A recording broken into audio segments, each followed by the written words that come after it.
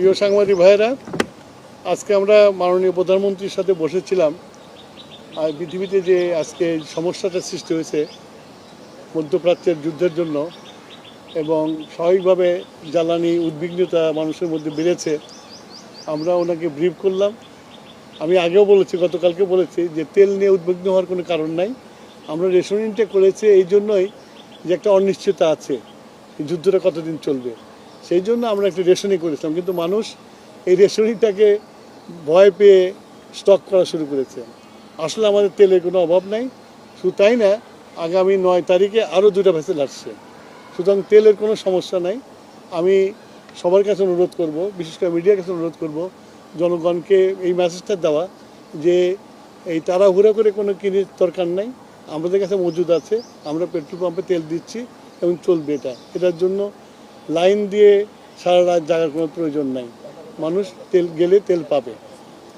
একদিকে লাইন দিচ্ছে, আবার অনেক জায়গায় পাম্প, আজকে কয়েকটা পাম্পে তেল পাওয়া যায় না। তো এই পাম্প ম্যানেজমেন্ট পাম্প ম্যানেজমেন্টে আমরা তো নির্দিষ্ট পরিমাণে তেল দিচ্ছি। এখন কোনো পাম্প যদি জলদি বিক্রি করে ফেলে, তারপরে তো পাবে না, তারপর পরের দিনের জন্য ওয়েট করতে হবে। সেটার জন্য আমরা মনিটর করছি, আমরা দেখব যাতে এরকম কম হয়, সেটা দেখবো আমরা। সেটা মানুষের মনের মধ্যে ঢুকতে পারবো না আমরা। আমাদের কন্ট্রোলিং যা আছে, আমরা কালকে থেকে আমরা মোবাইল কোড নামিয়ে দেবো, সব রকমের ব্যবস্থা আমরা নিয়েছি। এখন যে রেশনিং করা হচ্ছে 2 লিটার করে মোটরসাইকেলে, এতে করে তো একদিন পর পরই যেতে হচ্ছে অনেক।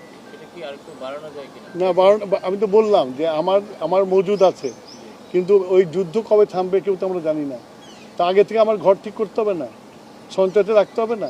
সেই জন্য আমরা এই সঞ্চয়টা করছি। আমাদের আরও 2টা ভেসেল আসছে 9 তারিখে। সুতরাং আমাদের যে শর্টেজ পড়ার কোনো সুযোগ নাই। তারপরেও যেহেতু যুদ্ধ চলছে, তো আমাদেরকে খুব হিসাব করে চলতে হবে। কতদিন চলবে এরকম? যুদ্ধের উপর ডিপেন্ড করে। এটা মানুষের, এটা মানে আমরা সবাই করি। এটা খালি তো মানুষকে বলে লাভ নেই, সবাই করি, যে মজুত করার চেষ্টা করি। সে হইতে পারে, কিছু করার নেই। তবে আমরা সরকার হিসেবে আশ্বস্ত করতে চাই, এত অডিট হওয়ার কিছু কারণ নেই। আমি অত ডিটেলসে যাব না। আমাদের অল্টারনেটিভ, কাতার ছাড়া অল্টারনেটিভ ব্যবস্থা আছে, আমরা চেষ্টা করছি সব জায়গাতে আনার জন্য। বললাম যে আমাদের 2টা ভেসেল আসছে 9 তারিখে।